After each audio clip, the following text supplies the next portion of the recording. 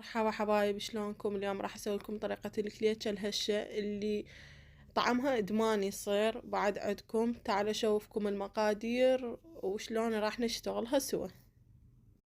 هنا أنا كمية كبيرة راح اسوي، وراح اكتب لكم بالوصف مقدار واحد شلون تسوون. هنا أنا استخدم دهن الدار للحلويات يجي. هنا أنا الزبد لورباك وطحين الفاخر الكويتي. شوفوا تقرون الكويتي هذا احسن نوعية، احسن من التركي والاردني اللي دائما انصحكم بيه. هنا أنا عندي حليب وهيل وملح وشكر ومي. هاي مقاديري اني للكليتشة، ما اخلي لا بيكنج باودر ولا خميرة، ما اخلي بالكليتشة ابد. هسه بعد ما ضفت كل المكونات الجافة ويا بالعجانة راح اشغلها. الصراحة انا ما اقدر اعجنها بايدي هاي الكمية، فاعجنها بالعجانة الصناعي ونقول بسم الله. هذا الشكل مالتها بعد ما خلطت كل المواد الجافة تصير رملية.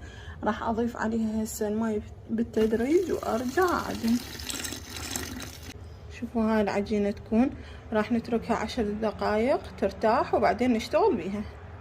وبهذا الشكل أنا أشكل الكليتشاية على شكل وردة بالمقص. نمسح الوجه بصفار أبيض فقط وندخلها للفرن.